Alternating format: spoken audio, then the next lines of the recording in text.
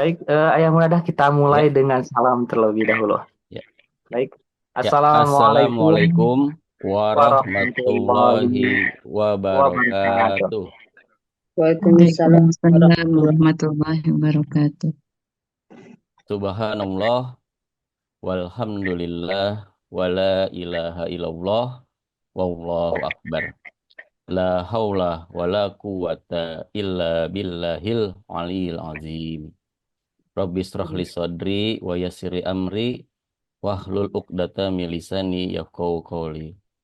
Allahumma sholli ala Muhammad wa ala alihi wa ashabihi ajmain. Baiklah, ayah bunda semua, sebelum kita memulai acara kita pada pagi hari ini, mudah-mudahan Allah berkahi. Mari kita buka dengan membaca basmalah secara bersama-sama. Bismillahirrahmanirrahim.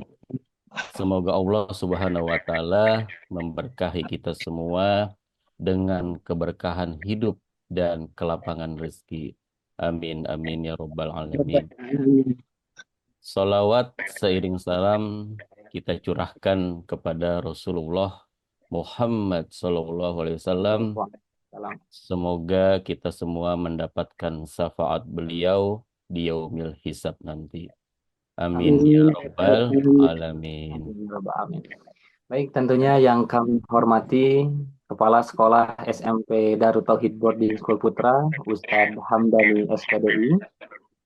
Yang kami hormati Ketua Komite SMP DTBS Putra, Bapak Darmawan Sigit, beserta dengan jajarannya.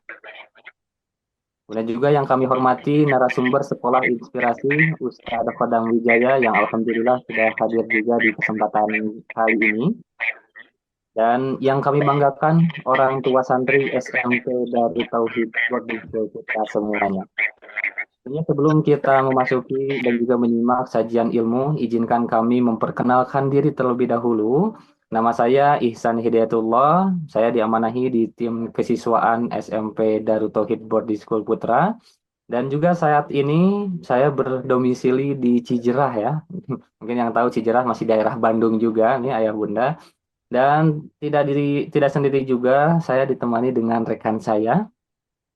Ya, nama saya Munadah ya. Saya dari orang tua santri Muhammad Al-Bara Hidayaki kelas 8A. Dan saat ini saya berdomisili di daerah Jakarta Selatan. Baik, Masya Allah itulah kami berdua, Masya Allah yang akan memandu kegiatan sekolah inspirasi di kesempatan pagi hari ini. Berikut sebelum kita memasuki kegiatan ini, tentunya izinkan saya untuk membacakan susunan acara yang akan kita laksanakan di pagi hari ini. Yang pertama, pembukaan yang alhamdulillah tadi sudah dibuka. Kemudian juga yang kedua, insya Allah akan dilantunkan ayat suci Al-Quran oleh Ananda Faiz Khairul Azam dari kelas 9C. Kemudian juga nanti ada sambutan dari Kepala Sekolah SMP Darut Tauhid Boarding School Putra oleh Ustadz Hamdani SPDI. Selanjutnya nanti sambutan dari Ketua Divisi Pendidikan Komite SMP Darut Tauhid Boarding School Putra oleh Ibu Ima Muryani. Dan acara yang ditunggu-tunggu yaitu di acara yang kelima, acara inti Sekolah Inspirasi dengan tema Problematika Kehidupan di Pesantren, yang insya Allah akan disampaikan oleh Ustadz Khodam Wijaya. Dan yang terakhir, penutup dan juga doa. Oke, ayah bunda sekalian, mari kita mulai dengan pembacaan tilawah Al-Quran oleh Ananda Faiz Khairul Azam kelas 9C. Kepada Ananda Faiz, kami persilahkan. Assalamualaikum warahmatullahi wabarakatuh. Waalaikumsalam warahmatullahi wabarakatuh.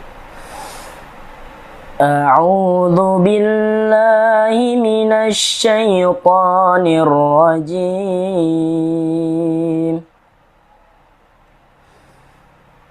Bismillahirrahmanirrahim. يا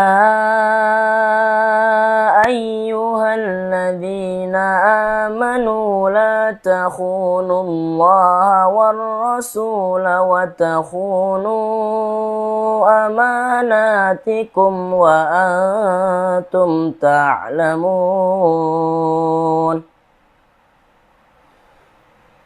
واعلموا أنما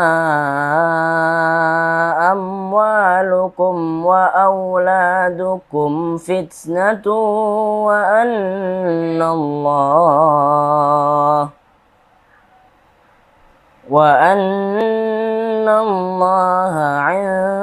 عنده أجر عظيم صدق الله العظيم.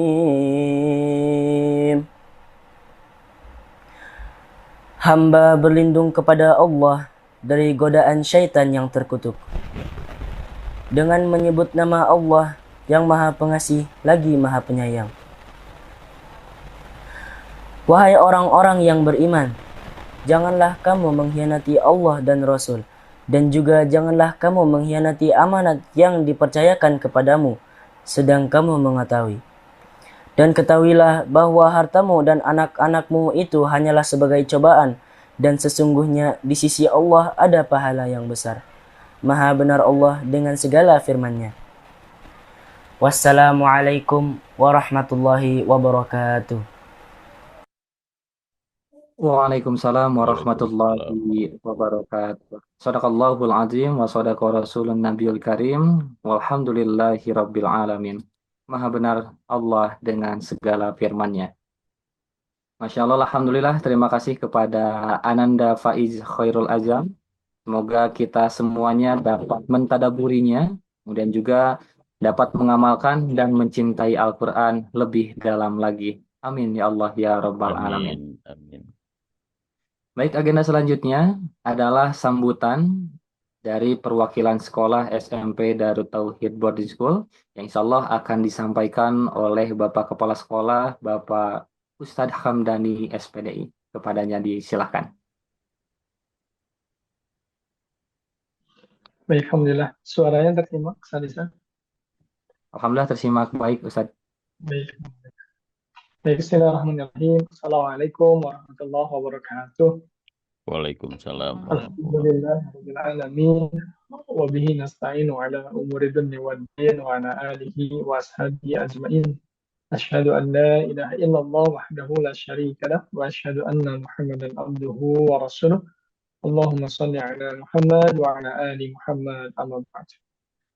Segala puji bagi Allah yang Maha Agung, yang telah melimpahkan begitu banyak kenikmatan kepada kita semua, bahkan karunia-Nya kepada kita semua. Alhamdulillah, pada kesempatan pagi hari ini, keberkahan Allah berikan kepada kita, kemudahan Allah berikan kepada kita, dan kenikmatan berbagai urusan yang Allah berikan kepada kita, sehingga kita bisa melaksanakan aktivitas dari hari ke hari, dari waktu ke waktu dengan penuh ridha dari Allah Subhanahu wa taala.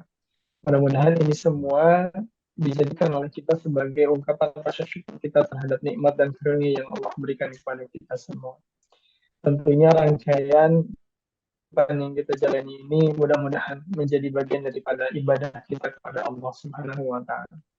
Salawat dan salam semoga senantiasa dicurahkan kepada Nabi Muhammad Rasulullah Sallallahu Alaihi Wasallam, pada keluarganya, para sahabat, dan juga para pengikutnya, termasuk mudah-mudahan kita semua di dalam senantiasa diistiqomahkan dalam ketaatan kepada Allah dan Rasulnya hingga yaumil akhir. Amin ya Allah ya Rabbal Alamin. Yang saya hormati Bapak Munadah dan juga Ustaz Ihsan sebagai MC, yang hormat Ustaz Khalam Wijaya ya selaku pemateri pada kesempatan pagi hari ini, dan yang saya hormati juga perwakilan komite Ibu Irma sebagai divisi pendidikan. Bapak Ibu sekalian yang dimuliakan oleh Allah Subhanahu wa taala, tidak henti-hentinya Allah memberikan ilmunya kepada kita semua. Sehingga dari waktu ke waktu, dari masa ke masa yang kita lalui, diharapkan mudah-mudahan bisa mengantarkan kita menjadi hamba yang senantiasa mengingatnya, yang senantiasa mengenalnya dengan banyak ilmu yang kita dapatkan. Pada kesempatan pagi hari ini, insya Allah kita akan mendapatkan banyak ilmu dari Ustadz Khodam Wijaya mengenai tentang problematika atau dinamika kehidupan di pondok yang dialami oleh anak-anak kita tentu. Oh, pemahaman dan pengetahuan tentang dinamika serta problematika masalah gitu ya, problematika pondok ini tentunya seringkali tidak dipahami oleh kita. Sesuatu yang terjadi tetapi seringkali kita tidak pahami gitu ya. Dan kita selalu berargumentasi atau selalu berpikir bahwa kehidupan pondok itu sama seperti kehidupan di rumah pada umumnya gitu.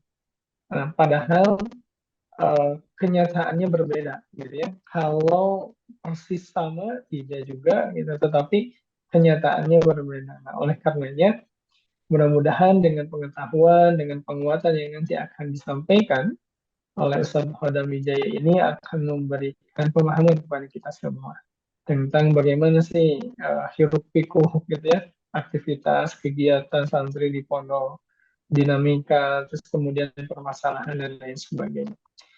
Kami berharap bahwa peningkatan pengetahuan keilmuan yang saat ini kita hadirkan gitu ya, mudah-mudahan akan menghantarkan kita bisa sama-sama fokus dalam mendidik anak-anak kita semua. Karena saya menyadari bahwa setiap latar belakang anak yang ada di pondok ini dengan latar belakang yang berbeda gitu ya, kebiasaan, perilaku, sangat heterogen sekali.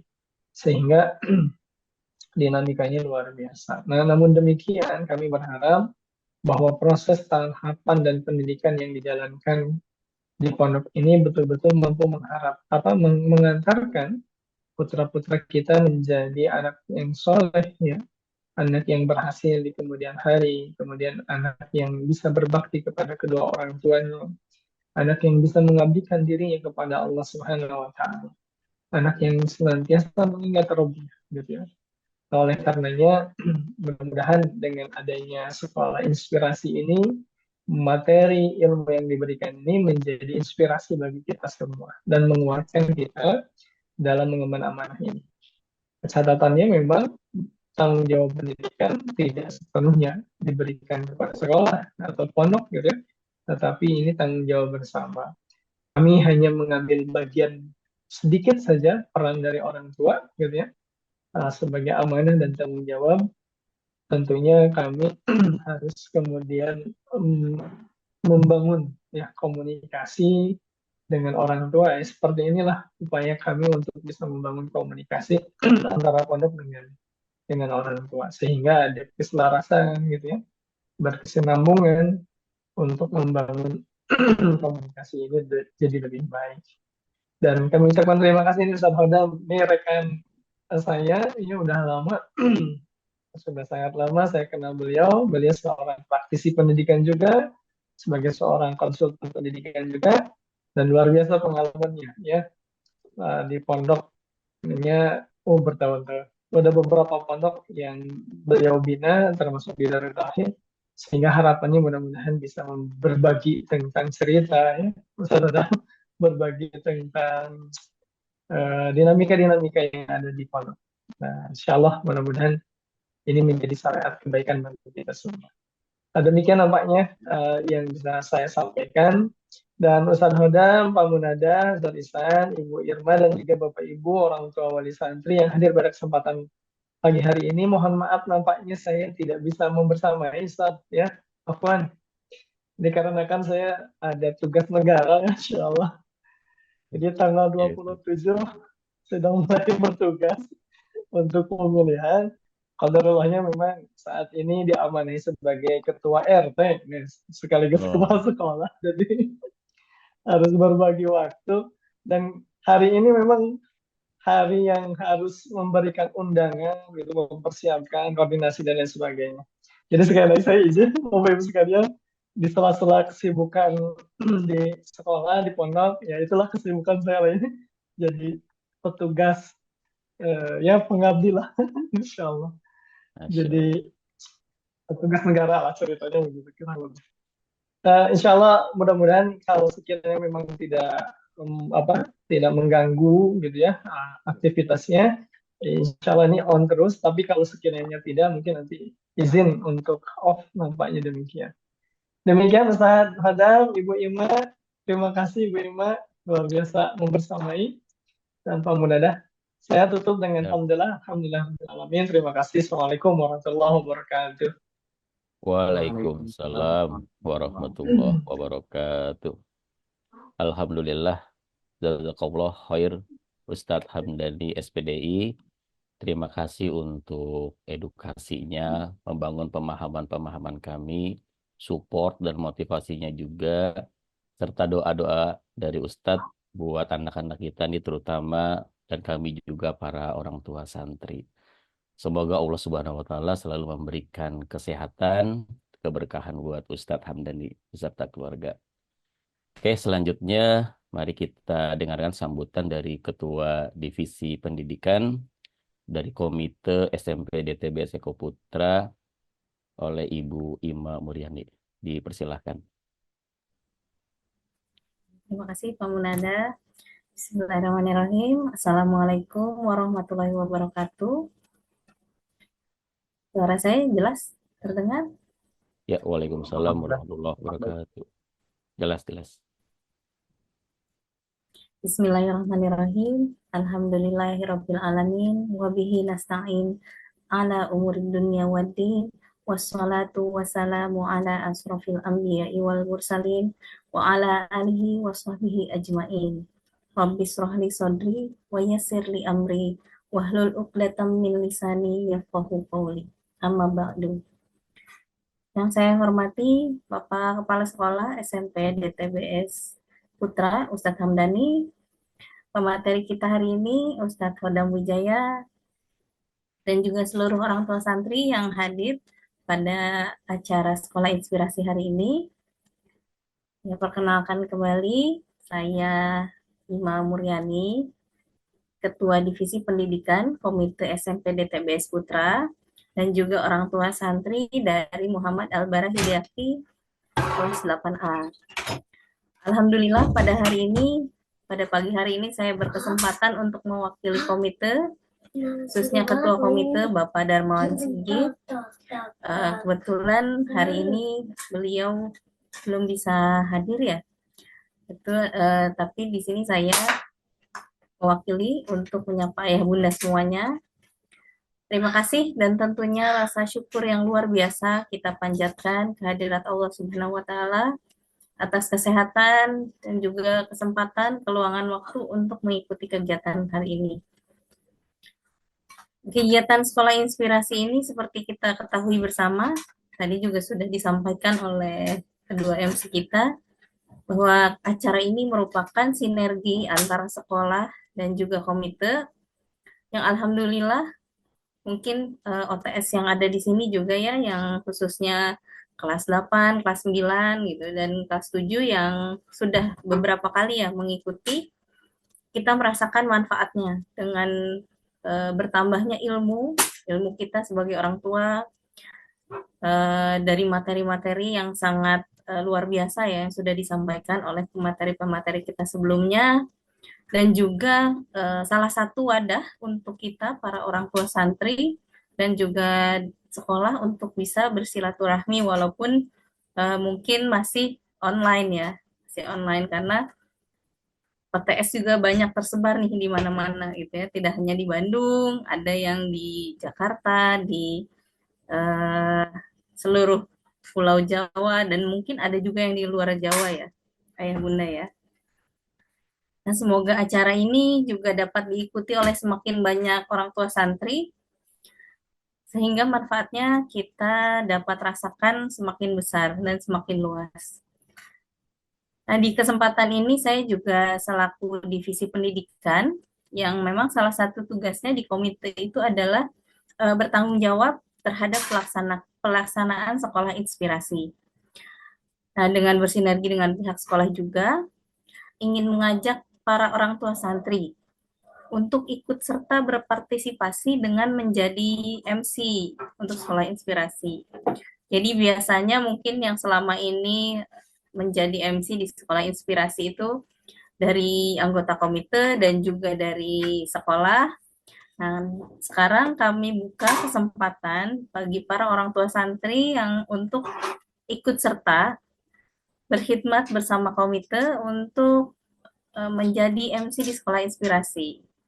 Informasi ini juga mungkin kemarin sudah disampaikan ya di grup kelas masing-masing.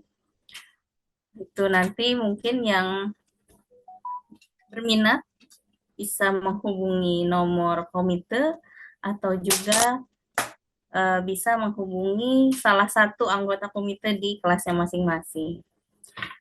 Jadi harapannya dengan dibukanya kesempatan ini juga dapat mempererat silaturahmi antara orang tua santri, meluaskan manfaat yang diberikan komite kepada orang tua santri yang lain sesuai dengan slogan komite tahun ini ya, Ayah Bunda, yaitu khidmat bermanfaat.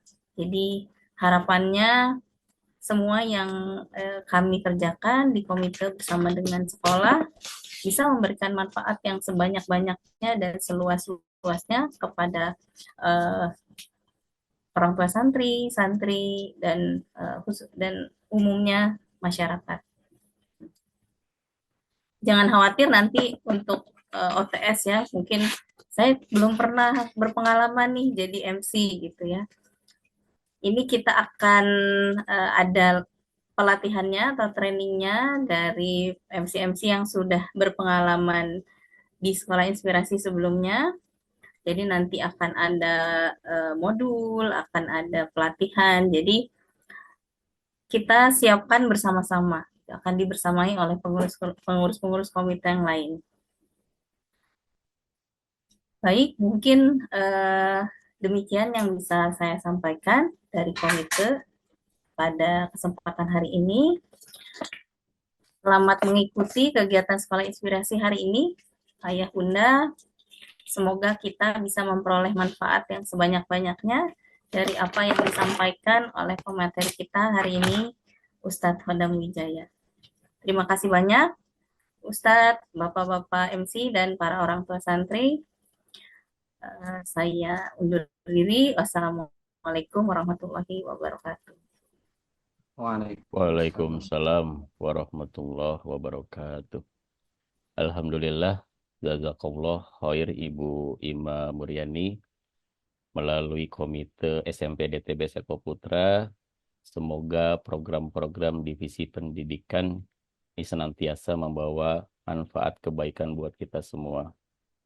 Amin. Dan Amin. buat Allah. para orang tua santri, ayah bunda sekalian, tadi itu Ibu Ima open recruitment ya untuk MC gitu ya. Silahkan para ayah bunda sekalian nih untuk bisa ikut berkhidmat ya, menjadikan kehidupan kita ini bermanfaat untuk kebaikan.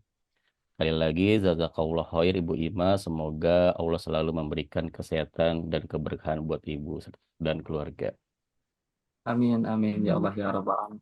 Baik, acara selanjutnya tentu yang kita tunggu-tunggu, Sekolah Inspirasi dengan tema problematika kehidupan di pesantren. Dan juga kami sampaikan yang insya Allah akan disampaikan oleh Ustadz Kodam Wijaya. Namun sebelum itu mungkin nanti akan disampaikan juga untuk CV-nya oleh Ayah Munada. Dipersilakan. Oke, izin Ustadz Khodam, kami membacakan kurikulum vitae dari Ustadz Khodam Wijaya. Ya, Bapak Ibu sekalian, pemateri kita pada pagi hari ini adalah Ustadz Khodam Wijaya MPP. Ya, beliau adalah founder nih dari Madrasah Ibrahim dan beliau juga lead konsultan di Sekolah Pengasuhan Pondok Madrasah Ibrahim. Dan beliau juga sebagai ketua nih dari Komparasi ya. Apa itu Komparasi? Komparasi adalah komunitas pengasuhan santri se-Indonesia, ayah bunda sekalian. Dan Ustadz Khodam Wijaya juga sebagai inisiator nih dan Dewan Pembina Komunitas BK Pesantren dan Boarding School Indonesia. Dan beliau juga sebagai penulis buku Empat Pilar Pengasuhan Pondok, ya. Terus ada juga 7 langkah jitu agar anak siap mondok, Bapak Ibu sekalian. Dan juga ada buku 10 plus plus teknik komunikasi paling berpengaruh dalam pembinaan santri.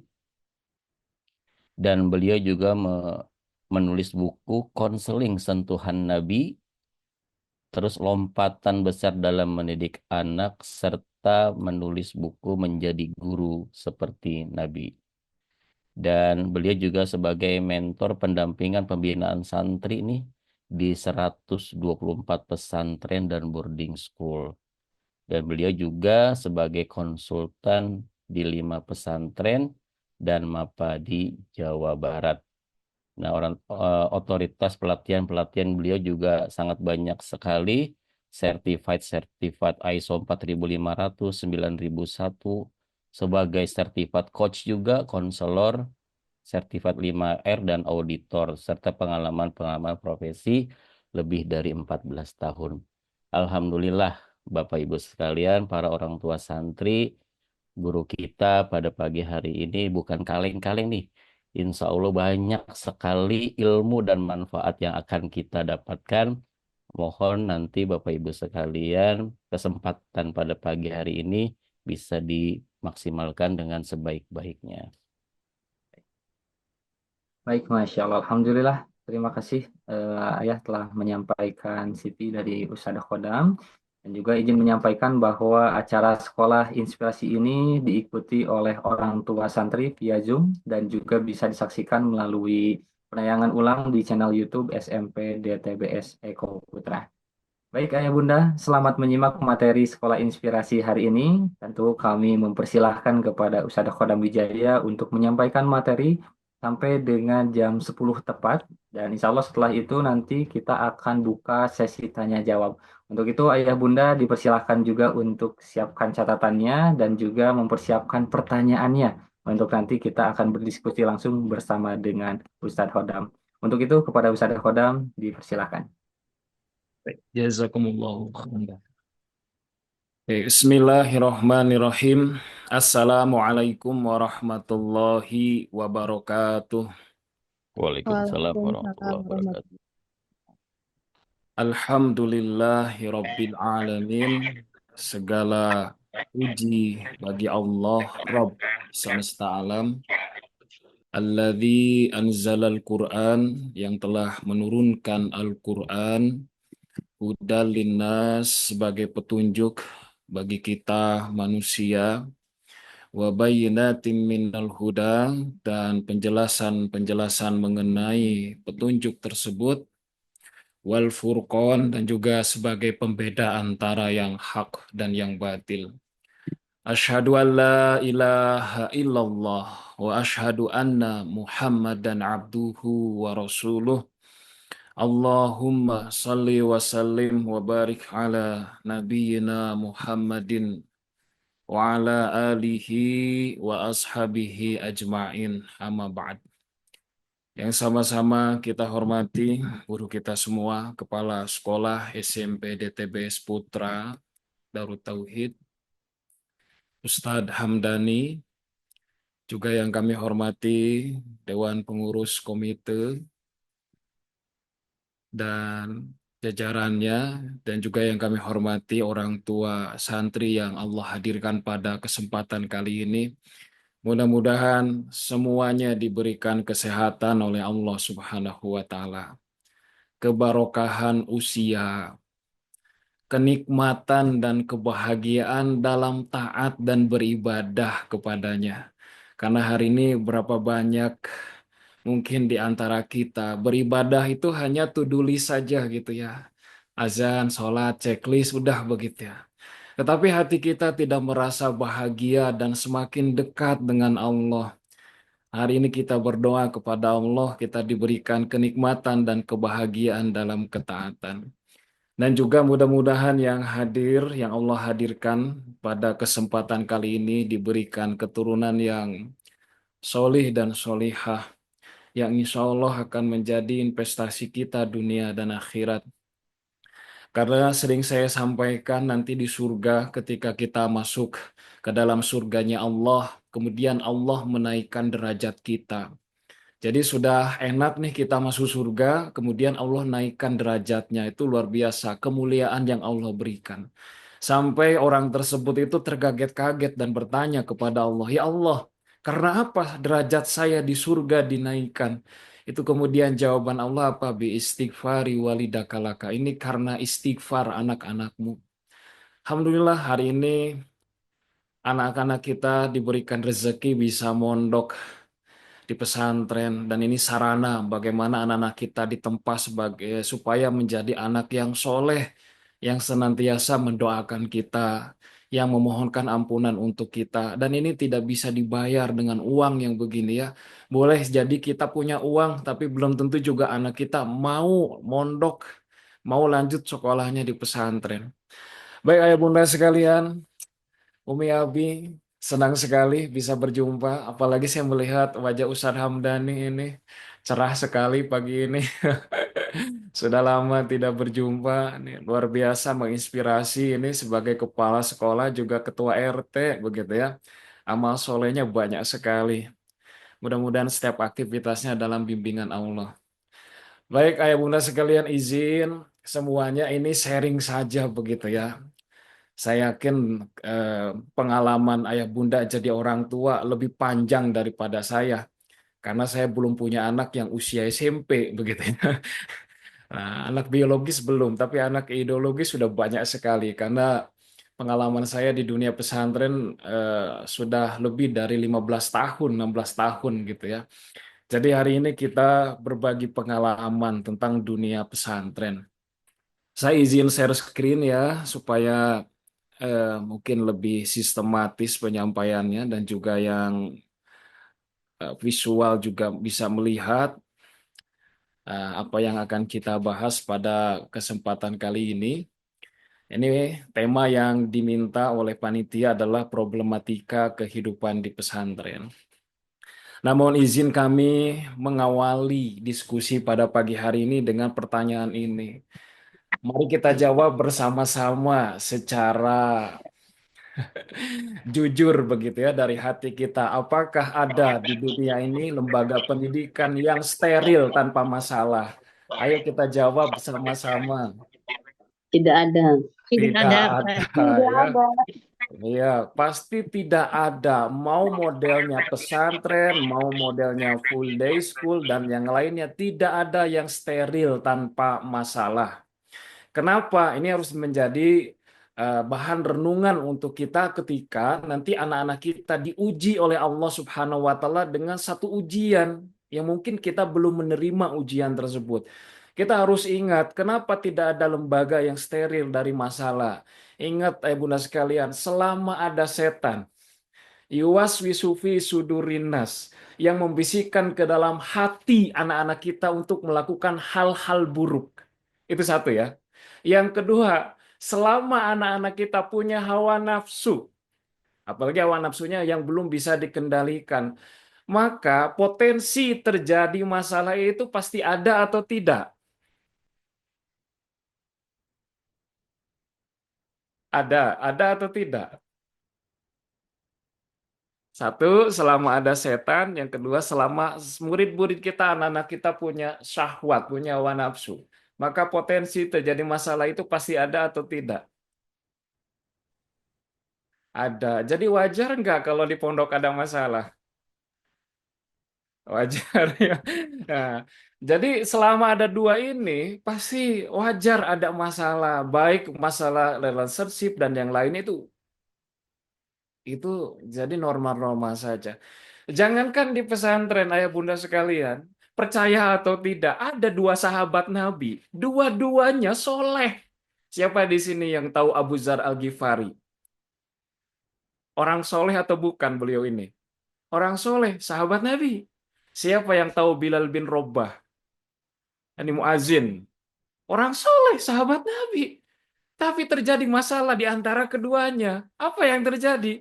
Abu Dzar Al-Ghifari membuli menjadi pelaku bully. Membuli siapa? Bilal bin Robah. Padahal ada Rasulullah. Apalagi kita hari ini di pondok, Nabi tidak ada, jauh dari Nabi. Murid-murid kita enggak sesoleh Bilal bin Robah, enggak sesoleh Abu Zar Al-Ghifari. Wajar enggak kalau terjadi kasus bully? Wajar, selama ada setan dan syahwat. Apa yang dilakukan oleh Abu Zar Al-Ghifari kepada Bilal bin Robah? Saya mau nanya, Ibunda sekalian, Bilal bin Robah ini budak atau bukan? Bukan. Budak atau bukan sebelumnya? Budak. Budak. Hitam atau putih kulitnya? Hitam. Hitam. Itu fakta atau asumsi?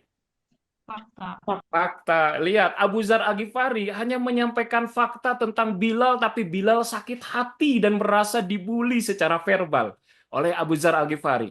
Apa yang disampaikan oleh Abu Zar Al-Ghifari kepada Bilal bin Robah? Dasar si budak hitam. Kalau dipikir-pikir kan udah bener begitu ya. Makanya Bilal bin Robah sakit hati sampai lapor kepada Rasulullah, sampai Rasulullah memanggil Abu Zar Al-Ghifari. Artinya memang ini kasus terjadi sesuatu yang wajar begitu ya, selama ada setan dan syahwat, tetapi perilaku ini harus segera diselesaikan. Makanya Nabi dengan tegas memanggil Abu Zar Al-Ghifari tidak boleh melakukan hal itu. Kemudian plus ditambah, selama ada anak yang kurang kasih sayang atau kehilangan kasih sayang atau merasa kehilangan kasih sayang dari orang tuanya, maka siap-siap anak cenderung berpotensi akan berperilaku buruk dan menjadi pelaku bully. Dalilnya apa? Satu, dalilnya itu terjadi pada saudara-saudara Nabi Yusuf. Kenapa saudara-saudara Nabi Yusuf membuli Nabi Yusuf? Tadinya enggak gitu, saudara-saudara Nabi Yusuf anak-anak yang baik. Tapi tiba-tiba kemudian membuli Nabi Yusuf gara-gara apa? Karena saudara-saudaranya di dalam surah Yusuf merasa kehilangan perhatian dari abinya, dari ayahnya. Sehingga apa? Nabi Yusuf harus dihilangkan supaya perhatian abinya kembali kepada mereka. Nah, Ibu Bunda sekalian, di pesantren tidak masalah anak merasa jauh secara jarak dengan orang tua. Yang tidak boleh adalah ketika anak merasa kehilangan kasih sayang dari orang tua. Nah, ini yang bahaya. Kenapa? Karena akan berpotensi anaknya berperilaku buruk. Makanya di dalam surah Al-Kahfi ketika ada anak yang dibunuh oleh Nabi Khidir gara-gara perilakunya buruk, bisa membuat orang tuanya pusing tujuh keliling begitu ya. Maka salah satu solusinya apa? Solusi yang Allah tawarkan adalah wa aqroba ruhma, pendekatannya kasih sayang. Jadi kalau anak kita berperilaku buruk, solusinya adalah perbanyak bahasa kasih sayang kepada anak-anak kita.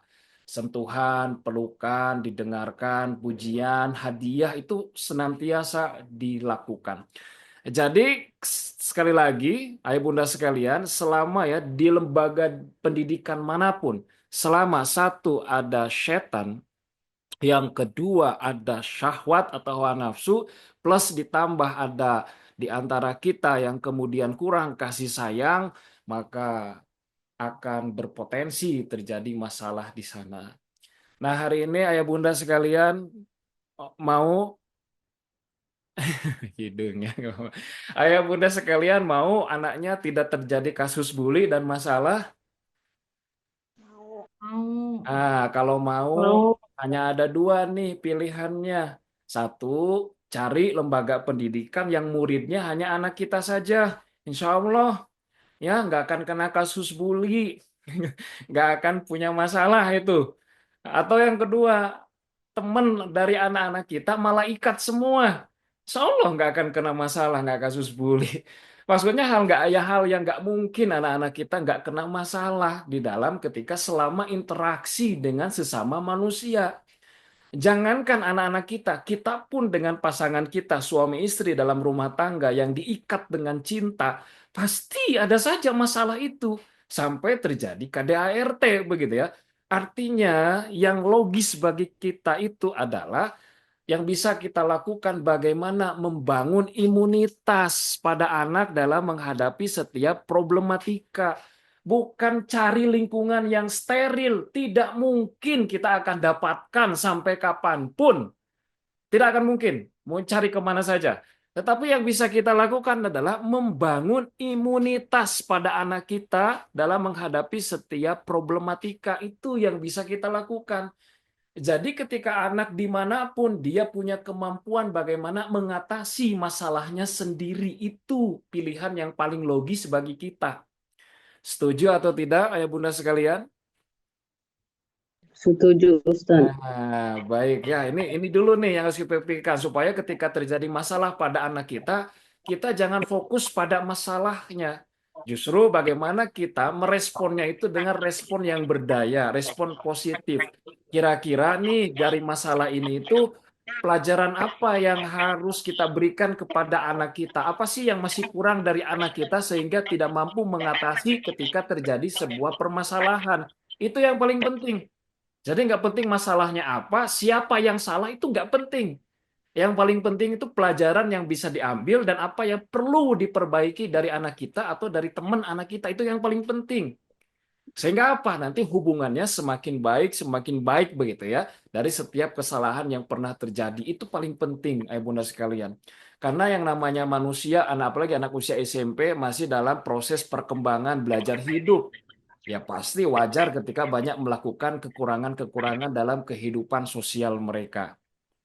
Apalagi di fase SMP itu yang harus dikembangkan oleh kita adalah ini ya, membangun peran gender. Yang laki-laki itu bagaimana membangun peran sebagai laki-laki dalam kehidupan sosial. Kemudian yang harus dibangun di usia SMP itu bagaimana peran keayahan atau kuamah calon seorang suami itu harus mulai dibangun. Maka anak laki-laki, di sini kan putra semua ya, anak laki-laki harus mulai didekatkan dengan ayah. Sebenarnya itu harusnya dari usia 7 tahun. 7 tahun sampai 10 tahun harusnya anak laki-laki itu betul-betul dekat dengan ayahnya.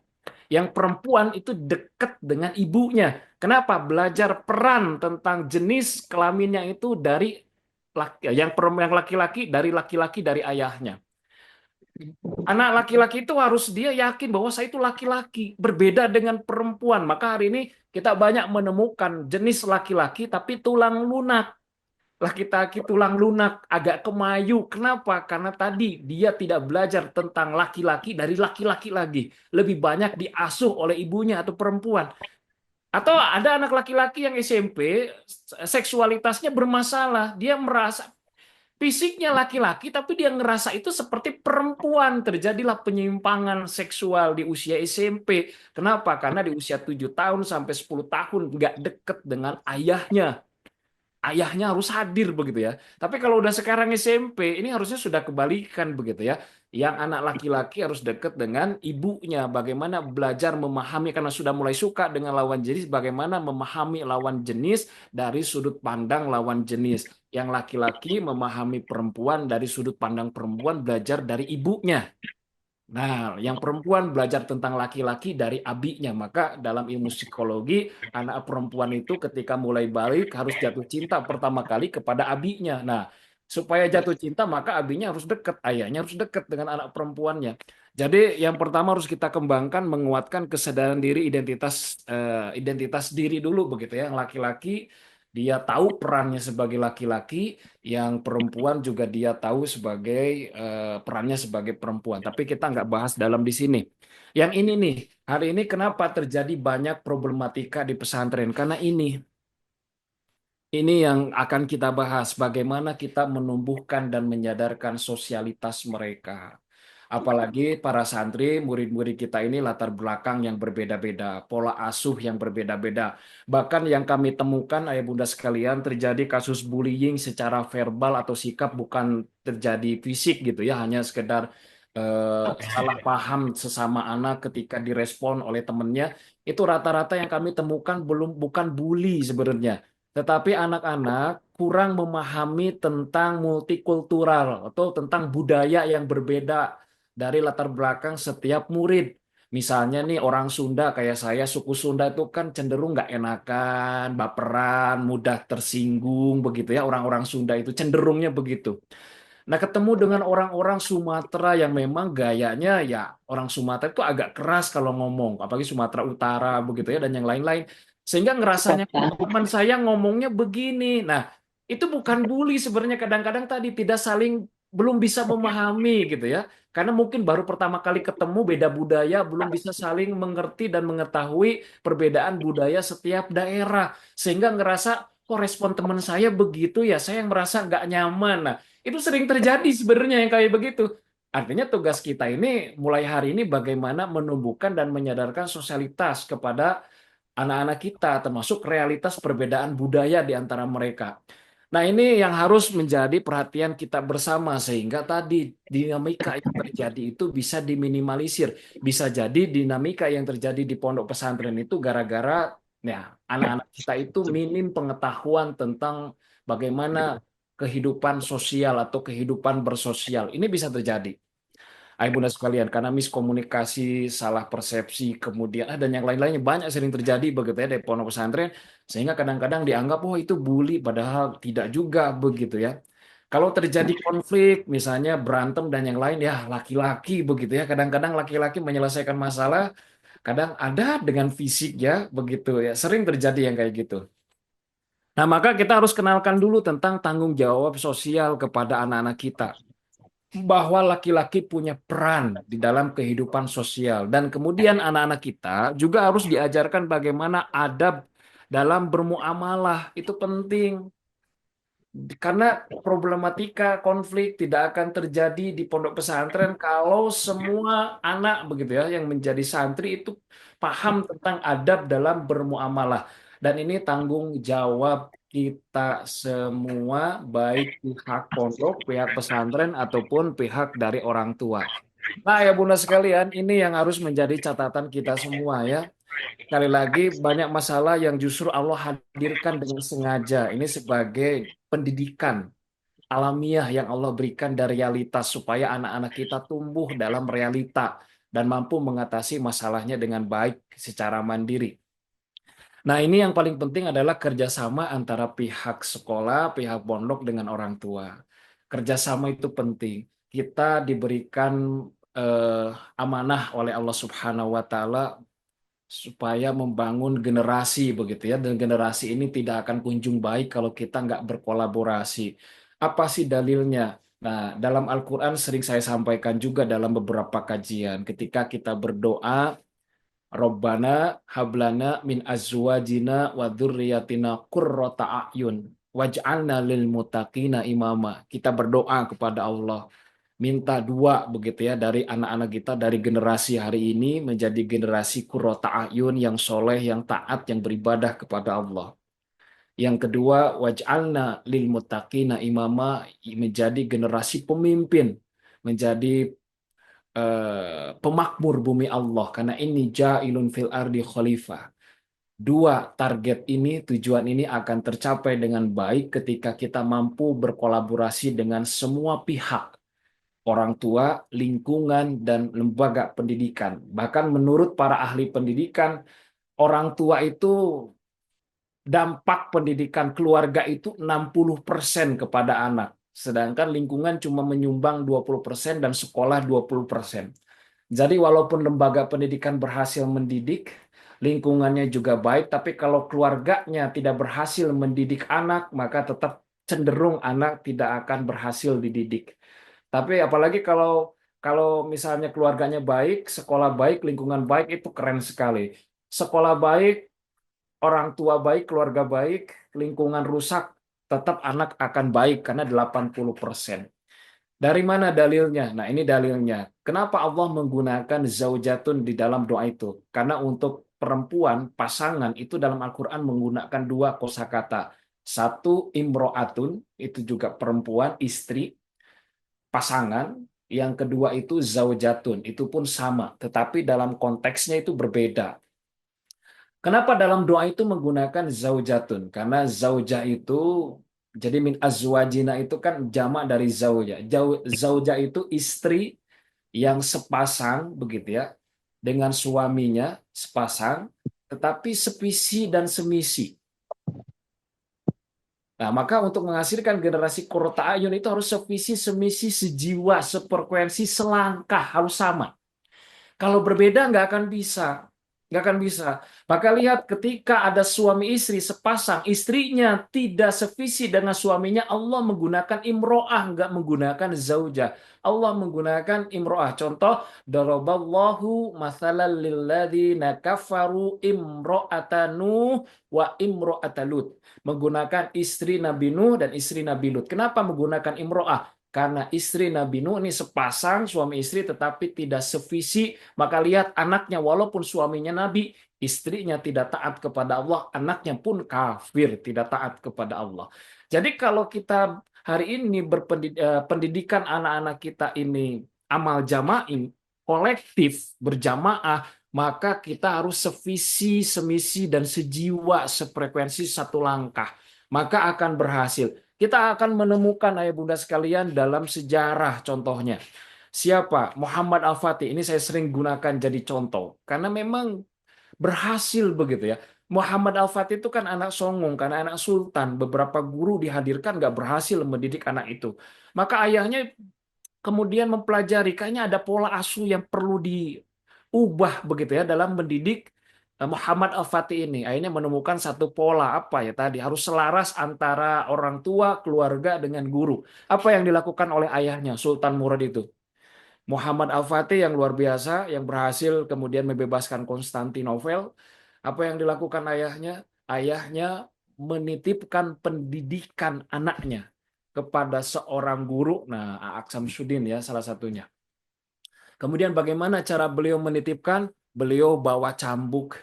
Kemudian sambil bawa cambuk, apa yang disampaikan beliau kepada guru tersebut? Wahai guru, kalau anak saya nggak taat, maka pukul dengan cambuk ini. Maka Muhammad Al-Fatih bisa dididik. Maka jangan alergi dengan hukuman. Karena ketika hukuman dihilangkan dari tema pendidikan, akan lahir generasi yang susah dididik. Itu kata siapa? Kata para ulama. Bahkan Rasulullah yang mengajarkan ketika nggak mau sholat, anak wadribuhum alaiha, disuruh pukul. Itu usia 10 tahun. Jadi pola asuh pendidikan anak usia 10 tahun ke atas adalah pendidikannya sampai 14 tahun begitu ya, dengan konsekuensi pendekatannya. Anak taat, ya aman. Anak tidak taat, ya siap kena hukuman konsekuensi. Ada yang berani di antara ibunda sekalian menitipkan ke Darut Tauhid, Ustadz Hamdani, kalau anak saya tidak taat, pukul aja Ustadz. Saya ridho insya Allah. Ada yang berani begitu? Berani Ustadz. Ada Ustaz, ada. Luar biasa kalau ada yang berani. Ini sudah mulai hilang. Beda dengan orang tua kita dulu. Saya dulu begitu dititipkan ke Pak Kiai. Pak Kiai, kalau anak saya nggak taat, terserah Pak Kiai. Mau ditempeleng, mau digebuk, terserah Pak Kiai. Udah saya dulu begitu dititipin ke pesantren. Makanya saya nggak berani bandel di pesantren. Takut gitu ya. Ada kontrol gitu ya. Nanti saya digebuk Pak Kiai. Kalaupun laporan ke orang tua, kan orang tua udah memperolehkan gitu ya. Jadi akhirnya saya cari aman begitu ya. Nggak pernah melakukan pelanggaran begitu ya. Karena salah satunya itu. Nah, itulah salah satu fungsi kenapa ada konsekuensi sebagai kontrol dari luar begitu ya. Anak-anak tuh jadi mau diatur. Atau ada yang mau seperti Umar bin Abdul Aziz. Ayah bunda sekalian, tahu Umar bin Abdul Aziz ini seorang khalifah besar, nggak nyampe 2 tahun bisa memakmurkan seluruh masyarakatnya, bahkan nyari orang yang mau menerima zakat pun susah untuk mendapatkannya, saking sejahteranya. Dan saking waktu itu masyarakatnya menjaga harga diri begitu ya. Waktu ketika ayahnya menitipkan Umar bin Abdul Aziz itu ke pesantren. Pesantrennya ada di Madinah. Jadi bapaknya itu kan Abdul Aziz itu menjadi seorang gubernur di Mesir gitu ya, ke Madinah. Kan lumayan cukup jauh jaraknya begitu ya. Ya mungkin di sini saya lihat ada yang dari Bengkulu, ada yang dari Sumatera Utara, kan jauh-jauh tuh ya. Menitipkan sampai ke Bandung anaknya. Apa yang dilakukan? Waktu itu anaknya melakukan pelanggaran, Umar itu.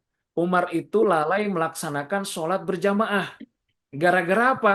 Gara-gara ngurus rambutnya. Karena anak sultan, rambutnya disisir terus, kan rambutnya panjang, sampai dia lalai sholat berjamaah. Nah, akhirnya gurunya kan mau menghukum tuh ya, karena melanggar aturan. Akhirnya apa? Gurunya nggak langsung menghukum, karena nggak berani. Nah, inilah kolaborasi antara orang tua dengan pihak sekolah dengan orang tua.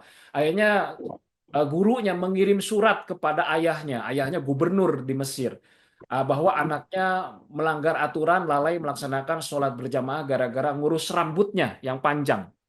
Akhirnya apa yang dilakukan ayahnya? Ini luar biasa seorang ayah itu ya. Ayahnya mengirimkan utusan ke Madinah.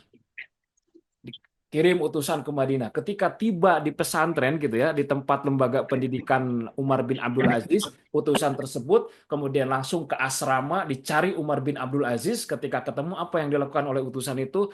Tanpa basa-basi, Umar bin Abdul Aziz digundulin oleh utusan tersebut atas perintah dari ayahnya. Lihat, luar biasa begitu ya, bagaimana orang tua justru menguatkan pendidikan begitu ya, yang ada di lembaga pendidikan. Nah, ini apa? Ini harus dilakukan kolaborasi seperti ini. Jangan sampai hari ini dengan adanya lembaga pendidikan kita kehilangan peran-peran terbaik dalam mendidik anak-anak kita. Jadi anak-anak kita, jadi hari ini walaupun anak kita yang kita bela bukan bukan anak kita, tetapi siapa yang benar dan apa yang benar itu. Walaupun anak kita kalau salah nggak usah dibela, jangan dibela begitu ya. Karena di akhirat pun kita akan jadi musuh gitu ya dengan anak-anak kita, dengan pasangan kita. Kalau dengan hal-hal yang memang salah, keliru begitu ya. Jadi hari ini kita mulai ajarkan kepada anak-anak kita dalam kehidupan sosial itu bukan karena kedekatan yang harus dibela itu, tapi karena siapa yang benar itu yang kita akan bela dalam kehidupan sosial. Jadi sama posisi kita sebagai orang tua, jangan kehilangan peran itu. Makanya tadi, ayah bunda sekalian, dampak dari pendidikan orang tua itu 60% potensinya begitu ya dibandingkan dengan pihak sekolah. Pihak sekolah itu kadang-kadang kalau mau menghukum tuh ragu begitu ya. Karena merasa, aduh nanti orang tuanya nerima atau tidak. Tetapi kalau orang tuanya sendiri yang memberikan konsekuensi, saya mah yakin anaknya tidak ada yang berani kemudian menolak begitu ya. Atau menjawab begitu ya. Rata-rata tidak. Nah, ini yang harus kita lakukan, ya, kerjasama, bersinergi, kolaborasi antara pihak orang tua dengan pihak lembaga pendidikan, dengan pondok, dengan sekolah, supaya apa proses pendidikan problematika yang terjadi di pondok pesantren atau di boarding atau di sekolah itu juga bisa terselesaikan dengan baik. Jadi yang paling penting bagi kita ya Bunda sekalian, bukan sekali lagi, bukan apa masalahnya, yang paling penting bagi kita adalah kita punya sistem pengendalian masalahnya. Itu yang paling penting ketika terjadi problematika begitu ya. Banyak sekali lah problematika di pondok pesantren tuh yang terjadi, mulai kasus bully, penyimpangan seksual itu sering terjadi. Kan ini semuanya bawaan dari rumah begitu ya. Kemudian mulai pacaran, suka lawan jenis, merokok. Kasus-kasus ini sering terjadi. Dan itu nggak bisa dipungkiri, itu fakta. Hampir semuanya itu kan bawaan dari rumah, kemudian kita kumpul dalam satu tempat, nah itu pasti terjadi. Dan juga fakta yang tidak boleh kita eh, juga apa ya, fakta bahwa yang masuk ke pondok pesantren juga nggak semuanya anak sudah soleh. Ada yang mau belajar soleh, baru belajar soleh, kemudian disitulah ketemu semuanya saling mewarnai satu sama lain. Maka terjadilah mungkin problematika yang hari ini banyak terjadi, ayah bunda sekalian. Sekali lagi yang paling penting bagi kita adalah kita punya punya sistem pengendalian masalah tersebut sehingga dampaknya tidak terlalu apa ya berpengaruh dengan kehidupan anak-anak kita. Maka tugas kita bersama pihak pondok dengan orang tua harus mulai mengajarkan tentang tanggung jawab pendidikan sosial. Ketika anak-anak kita sudah mulai bersosial, maka satu tugas kita nih sebagai orang dewasa bagaimana menanamkan dasar-dasar kejiwaan yang mulia kepada anak-anak kita. Anak-anak kita harus mulai melihat semua peristiwa yang terjadi itu dengan ketakwaan, dengan keimanan bahwa semua yang terjadi itu semuanya atas izin Allah. Begitu ya. Dan ayah bunda sekalian, tolong ya kalau ngerespon ketika terjadi masalah, responnya itu harus respon yang berdaya. Contoh misalnya anak kita mengeluhkan, bunda, bunda atau ayah, ayah, kok temanku ada yang begini ya di pondok begitu ya. Ada yang bandel, yang gak mau taat aturan, yang suka jahil dan yang lain-lainnya. Maka jawabnya itu dengan iman ayah bunda sekalian. Bukan kemudian menyalahkan sana sini. Tadi nggak penting begitu ya. Siapa yang salah? Yang penting itu apa yang perlu kita perbaiki bersama. Maka yang paling berdaya kita jawab kepada anak kita apa? Dengan bahasa iman. Nah ini yang harus kita belajar. Kalau saya, kalau ke santri atau ke anak saya sendiri begitu ya. Kalau kok temanku ada yang begini. Nah jawaban saya apa? Nah itu nah berarti memang terbukti ya setan itu ada. Nah itu loh. Jadi anak tahu dari sisi keimanan kalau ada manusia yang berbuat jahat, dia tidak berbuat baik, berarti dia digoda oleh setan. Begitu loh. Jadi anak tahu, oh memang bukti kalau setan tuh ada. Yuwas wisufi sudurinas. Bahkan ayatnya bisa dibacakan ke anak kita. Ditambahkan sama kita, dikuatkan. Nah itulah fungsinya kenapa dalam Islam ada dakwah. Saatnya tugas kamu hari ini saling menasehati. Kamu nasehati teman kamu kalau keliru. Nah, kamu harus punya keberanian untuk menyampaikan itu. Nah, itu harus mulai ditanamkan kepada anak-anak kita tentang bahasa-bahasa iman di dalam kehidupan bersosial. Kemudian juga mulai ditanamkan kepada anak-anak kita tentang makna persaudaraan. Kalau kita sesama muslim itu bersaudara. Nah, kita itu diberikan tugas yang berat oleh Allah. Apa? Mengembalikan kebesaran kaum muslimin. Bahkan kamu itu harus menjadi apa? Menjadi pemakmur bumi Allah. Inni ja'ilun fil ardi khalifah. Dan itu nggak bisa ditanggung sendirian. Kamu harus lakukan secara kolektif, berjamaah. Artinya kamu butuh teman-teman kamu. Bukan mulai hari ini kamu perbanyak relasi, perbanyak kawan, perbanyak saudara. Bukan kemudian, nah tadi ya buat onar, buat masalah terjadilah. Jadi ini harus ditanamkan setiap ngobrol bahwa temanmu itu adalah saudara kamu. Tidak boleh disakiti, harus dicintai, disayangi. Kemudian menumbuhkan kasih sayang sesama kawan, itu harus mulai di apa? Mulai sama ayah bunda sekalian direkayasa. Misalnya kalau ngirim makanan jangan buat anaknya doang. Kirim makanan itu disiapin juga buat teman-temannya satu kamar minimal. Misalnya ada buat anaknya sendiri, ada buat teman-teman. Kalau satu satu kamar temennya 6 orang, berarti disiapkan tuh buat temennya 6 orang. Nah, nanti sampaikan ke anaknya. Nah, ini buat kamu dan ini kamu belajar berbagi buat teman-teman kamu. Nah, ini menumbuhkan kasih sayang sesama kawannya. Sehingga kalau anak kita dilatih begitu, mulai nggak akan terjadi yang namanya pencurian, begitu ya, gosip. Kenapa? Ya karena mereka merasakan kasih sayang di antara mereka. Jadi obat perilaku buruk terjadi problematika di pondok itu tadi menghadirkan wa akrobarukma, menghadirkan banyak kasih sayang di antara mereka. Direkayasa tuh. Jadi ngirim makanan dan segala macam jangan hanya untuk anak kita doang. Nah, siapkan juga buat teman-teman satu kamarnya direkayasa seperti itu. Kemudian anak-anak kita mulai diajarkan yang namanya isar.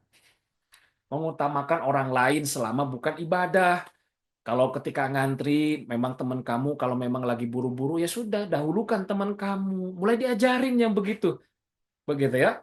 Dan yang lain-lainnya. Kemudian mulai belajar memaafkan orang lain. Ketika teman kamu berbuat salah, oh teman kamu juga kan manusia. Ya sudah, kamu maafkan. Ingat ya, memaafkan. Kalau kamu maafkan, maka Allah akan ganti dengan surga yang luasnya seluas langit dan bumi. Begitu ya. Jadi memaafkan.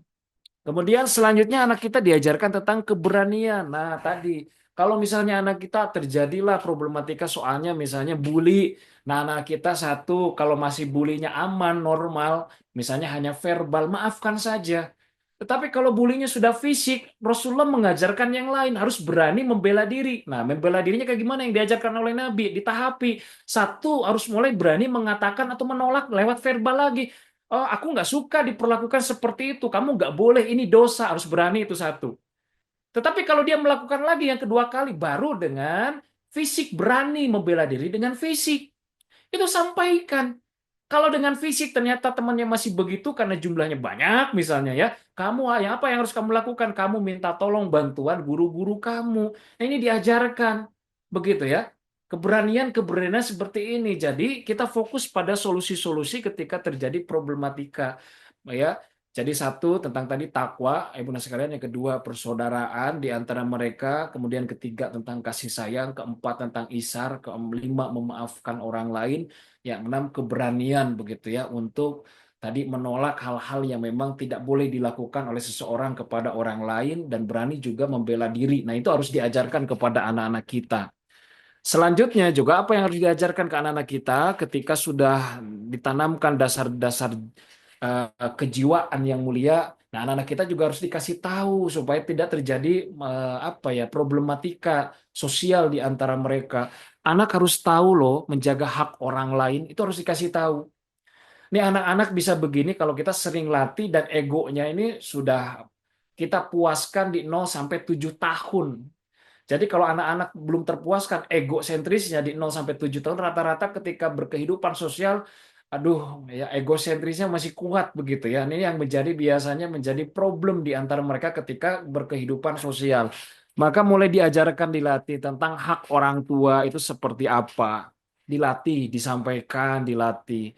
Hak kerabat begitu ya. Hak tetangga, hak guru apa saja, hak temen gitu ya, hak orang yang lebih dewasa, kemudian kewajiban melaksanakan etika bermasyarakat begitu ya, bahwa di masyarakat itu ada aturan-aturan yang harus kemudian ditaati, termasuk pengawasan dan kritik sosial. Ini bab dakwah dan amar ma'ruf nahi mungkar ini ya. Kalau ada kawannya misalnya melakukan pelanggaran, kamu harus berani loh menyampaikan. Nah, ini harus mulai dilatih anak usia SMP itu begitu ya. Jadi insya Allah anak-anak kita mulai belajar, dia memahami bagaimana berkehidupan sosial, meminimalisir terjadinya problematika di antara kehidupan sosial mereka. Mereka tahu tentang bagaimana menjaga hak orang lain, kemudian menanamkan dasar-dasar apa dasar-dasar kejiwaan yang mulia kepada jiwa mereka. Ini harus dilakukan ya Bunda sekalian, baik dari pihak sekolah ataupun dari orang tua. Ini setiap ketemu disampaikan, didiskusikan terus, diingatkan kembali tentang hak orang lain. Ini harus dilakukan, ayah bunda sekalian ya. Pendidikan, jadi tanggung jawab pendidikan sosial mereka. Selanjutnya, yang harus dilatih oleh kita dari anak-anak kita adalah mengelola emosi anak saat terjadi konflik. Maka anak-anak mulai diajarkan bagaimana cara meredam marah. Jadi marah itu kalau dalam Islam tidak diajarkan, diekspresikan marah itu tidak. Dalam Islam itu emosi marah, dendam itu diredam semuanya begitu ya. Satu, diredamnya dengan apa? Diajarkan, nah kalau kamu nanti marah, kamu kesal dengan teman kamu, terjadi problem, kamu baca ta'awuz, minta perlindungan kepada Allah. Bisa jadi rasa marah kamu datangnya dari setan. Itu mulai dialog-dialog iman seperti itu. Tapi kalau misalnya setelah itu ta'awuz, misalnya masih kamu kesal, kamu cukup dengan diam. Itu yang diajarkan Nabi. Kamu diam. Kalau masih kesel, kamu bisa berganti posisi. Cari ke misalnya lapangan, kamu main olahraga, dialihkan kepada yang lain begitu ya. Kamu jalan ke masjid begitu ya, meninggalkan kamar kamu dan yang lainnya. Selanjutnya kalau masih marah, kamu bisa berwudu. Kalau masih kesel, ingat wasiat Nabi. Apa? La tagdob walakal jannah. Kalau kamu, ini pilihannya, jangan marah, bagi kamu surga.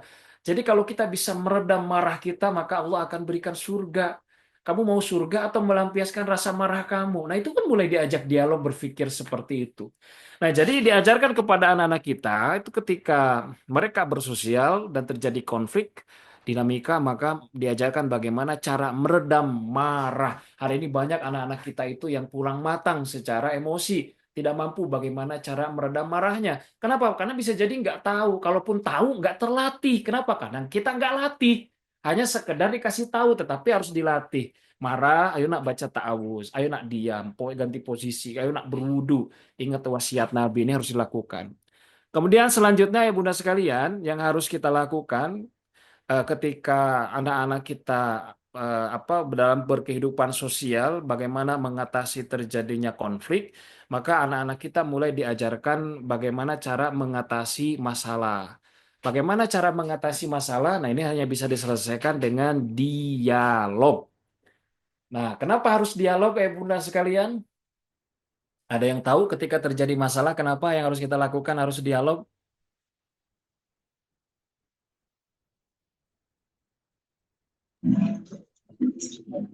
Untuk tabayun Ustaz.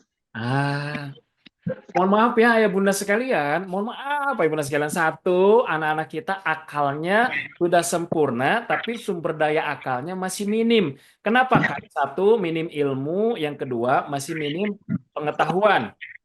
Masih minim pengalaman. Maka cenderung kalau anak-anak usia balik, cenderung nih kalau punya problem terjadi sikapnya itu dua, Ayah Bunda sekalian.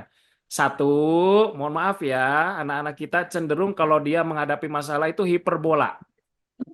Kalimatnya dilebih-lebihkan. Udah, sebenarnya yang ditangkap jangan ceritanya. Yang kita tangkap itu adalah emosi di balik kata-katanya, di balik ceritanya. Padahal mah dia butuh perhatian lebih karena ada problem. Itu yang harus kita tangkap. Bukan apa dulu, bukan yang diceritakannya dulu, karena bisa jadi ceritanya itu dibesar-besarkan. Sama ustadznya ditegur, dipelototin, cerita ke ibunya mau gitu ya. Lebay begitu ya. Nah, ini agak bahaya begitu ya. Yang kedua, cenderung, nah karena masih ada yang egosentris ya, nggak mau disalahkan. Anak-anak kalau terjadi masalah, dinamika tuh ya, problem, cenderung yang kedua, yang satu hiperbola, yang kedua itu adalah cari kambing hitam. Aku nggak salah, yang salah guruku, yang salah temen aku. Karena masalah nggak mungkin datang dari satu pihak, itu nggak mungkin. Makanya nanti dalam dialog itu harus ditanya, kenapa nih masalah ini bisa terjadi dari sisi kamu? Dua-duanya harus introspeksi itu. Jadi dari anak kita dulu, kenapa ini bisa terjadi? Baru nanti ditanya, kenapa bisa terjadi dari sisi teman kamu atau guru kamu? Jadi ini dalam rangka tadi untuk menyelesaikan problem ini harus ada butuh dialog dengan anak kita supaya tadi masalah yang diutarakan itu menjadi spesifik dan logis. Karena masalah yang bisa diselesaikan itu masalah yang spesifik dan logis. Kalau yang sifatnya emosional itu nggak bisa diselesaikan, hanya bisa diredam. Jadi kalau anak kita tidak mampu menjelaskan masalahnya secara spesifik, nah itu kemungkinan besar itu hanya masalah emosional. Dan itu nggak bisa diselesaikan, hanya bisa diredam saja. Begitu ya, karena bisa jadi cenderung juga, mohon maaf, berpotensi anak kita berbohong kalau tidak bisa menjelaskan secara spesifik dan logis. Maka perlu dialog untuk tadi melogiskan dan menspesifikkan masalah yang dialami oleh anak kita dengan dialog. Nah, karena saya diberikan waktu sampai jam 10 dan ini pun sudah lebih 21 menit, nggak kerasa saya baru lihat jam begitu ya. Ini materinya masih panjang sebenarnya, bagaimana cara mengajak anak dialog ketika terjadi masalah pada anak kita. Mulai dari cara menangkap pesannya sampai cara meresponnya. Nanti kan anak kita ada yang mampu menyampaikan secara verbal dengan baik, ada anak yang tidak mampu menyampaikan secara verbal dengan baik, ada juga anak yang dia memang tidak ngomong sama sekali, hanya memperlihatkan kondisi kejiwaannya itu lewat gestur tubuh. Kan ada yang begitu ya, tiba-tiba ketemu orang tuanya cemberut, murung, kelihatan khawatir, dia nggak ngomong apa-apa karena takut. Nah itu gimana cara orang tua meresponnya? Nah ini lebih kepada sebenarnya teknis begitu ya, bagaimana mengajak dialog anak ketika terjadi problem. Baik, Ayah Bunda sekalian, nanti kita akan lanjutkan saja gitu ya materinya karena waktu kita terbatas pada hari ini. Sekali lagi kita review dari awal. Tadi hal yang pertama kali yang kita belajar begitu ya.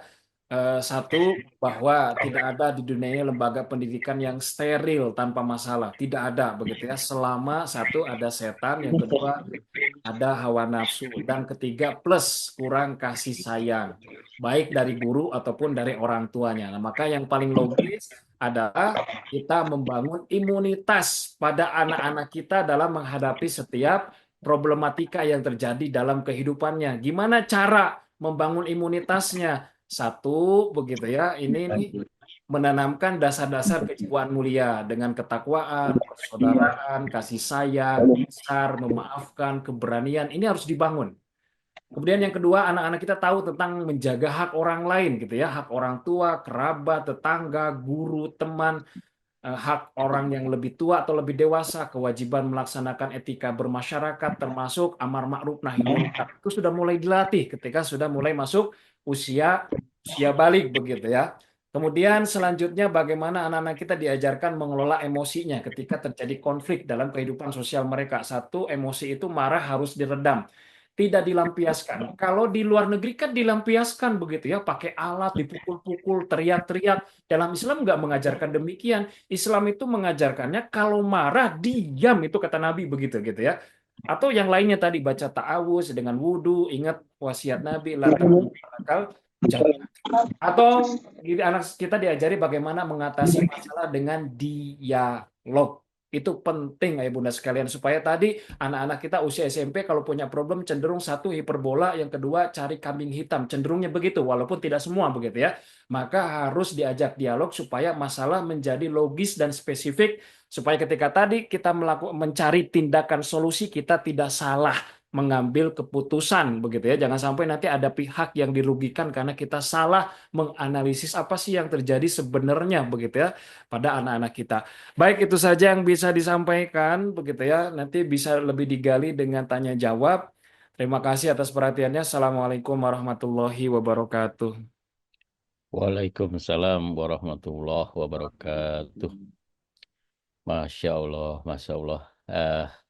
Ini ayah bunda sekalian, para orang tua santri, pemaparan yang sangat inspiratif sekali ini buat kita semua. Dari pemateri kita, Ustadz Hodam Wijaya ya. Mungkin kalau saya gitu ya, banyak sekali mendapatkan insight ya, terutama juga reminder nih sebagai orang tua santri yang saya paling kena itu tadi ya, bagaimana kita mempunyai sistem pengendalian setiap permasalahan, karena kan permasalahan itu pasti datang, selalu datang, dan itu bagaimana kita bisa kendalikan. Nah, terima kasih Ustadz Khodam Wijaya. Nah, ini kita kasih kesempatan nih buat sesi tanya jawab Bapak, Ibu, Ayah, Bunda, orang tua santri semua. Silakan raise hand atau bisa tulis juga pertanyaannya di kolom chat. Baik, Masya Allah, terima kasih Bu, ya Bu Nada. Tentunya ini juga sudah ada orang tua santri yang raise hand terlebih dahulu mungkin ya.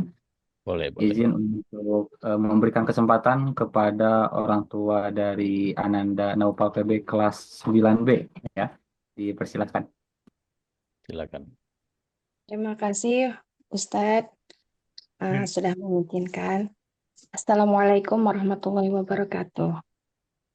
Assalamualaikum warahmatullahi wabarakatuh. Ustadz, saya mau menanyakan, terkadang kan pembulian itu terjadi karena senioritas ya Ustadz.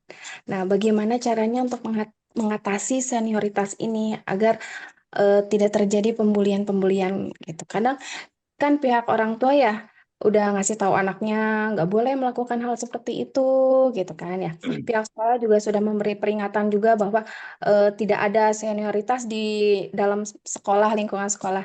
Tapi kan terkadang jiwa anak ya karena ada setan dan hawa nafsu itu senioritas itu terkadang begitu saja terjadi gitu Ustadz. Nah, bagaimana caranya untuk mengatasi senioritas itu Ustadz? Terima kasih sebelumnya Ustadz. Assalamualaikum warahmatullahi wabarakatuh. Waalaikumsalam warahmatullahi wabarakatuh. Masya Allah, alhamdulillah, terima kasih dari Bunda Naufal PB ya dari kelas 9 dan bisa langsung dijawab mungkin Ustadz, mohon izin. Baik, untuk siap. pertanyaannya. Baik, satu. Ayah bunda sekalian, senioritas itu hal yang kita anggap itu memang tidak baik, tapi kadang-kadang itu hal yang normal bagi seorang senior. Karena ngerasa saya sudah paling gede nih, berkuasa satu wilayah. Kan ini terjadi juga, jangankan sekarang. Ini coba Usama bin Zaid diangkat jadi panglima perang. Itu terjadi senioritas yang dilakukan oleh siapa? Umar bin Khattab itu. Menyepelekan kemampuan Usama bin Zaid. Emangnya nggak ada yang lain apa? Kan itu senioritas banget gitu ya. Bahkan itu Umar loh, gitu Umar gitu ya, sampai dimarahin itu sama Abu Bakar. Kan Abu Bakar itu memilih Usama bin Zaid itu ya memang karena itu perintah Nabi, hanya melanjutkan perintah Nabi kan begitu ya. Artinya apa? Ini sesuatu ya tadi selama setan ada syahwat ya itu ya hal-hal yang itu pasti terjadi. Jangankan di anak-anak kita ya di eranya Nabi para sahabat itu pun terjadi. Nah, yang paling penting bagaimana? Nah, tadi kita kalau terjadi seperti itu, nah makanya harus melakukan rekayasa satu, tindakan preventifnya kan yang harus dilakukan. Tadi sesuatu perilaku buruk itu terjadi itu karena ada pihak yang kehilangan kasih sayang. Kalau ada senior-senior yang melakukan tindakan senioritas, maka orang tuanya harus segera datang. Ada kasih sayang yang mereka merasa hilang dari kedua orang tuanya atau dari guru-gurunya. Gurunya kurang adil memperlakukan mereka. Itu bisa terjadi itu. Maka orang dewasa harus hadir, mendengarkan mereka, memberikan sentuhan kepada mereka. Karena itu bahasa Quran. Ketika tadi di dalam surah Al-Kahfi ada anak yang dibunuh oleh Nabi Khidir gara-gara tugyana wa kufro, melampaui batas ini anak begitu ya, susah diatur dan yang lain-lainnya, maka pendekatannya wa akrobaruhma, pendekatannya kasih sayang, ini preventif. Jadi kalau hari ini anak-anak kita ada yang mohon maaf Allah masih uji menjadi melakukan tindakan senioritas, maka orang tua harus hadir memberikan perhatian ekstra lebih kepada anaknya karena anaknya sedang butuh perhatian. Karena tidak bisa diekspresikan dengan baik, ya ekspresikan dengan cari perhatian tadi ya, membuli adik kelasnya dan yang lain-lain. Nah, kemudian preventif lakukan kasih sayang. Itu baik dari guru-gurunya juga begitu, menjadi teman curhat yang baik. Jadi anak-anak itu bukan hanya dipenuhi kebutuhan materinya saja, uang jajan dikirim. Iya betul itu butuh. Guru juga begitu, mengajar ilmu tiap hari, iya butuh. Tetapi ada yang dibutuhkan yang kedua oleh murid, itu kebutuhan emosi. Kebutuhan emosi itu apa? Dengan guru hadir, hati ketemu hati, bukan hanya kulit ketemu kulit. Ini tolong kalau para guru di sini, guru tuh bukan hanya datang, ngajar, absen, udah begitu. Enggak. Di pesantren tuh harus hadir hati ketemu hati. Jadi teman ngobrol, teman curhat. Sehingga apa yang menjadi apa ya istilahnya unek-unek dalam hatinya itu bisa tersalurkan dengan baik lewat apa? Lewat obrolan, lewat dialog. Nanti guru-gurunya bisa memberikan opsi-opsi yang berkualitas kepada murid begitu ya. Nah, ini harus sering dilakukan, diajak dialog, diajak ngobrol, berikan sentuhan, kasih sayang dan yang lainnya. Diberikan, bukan hanya orang tua ya, tapi guru-guru juga nih. Kita mengajak para guru. Guru harus hadir secara emosi juga ya, bukan hadir hanya secara fisik.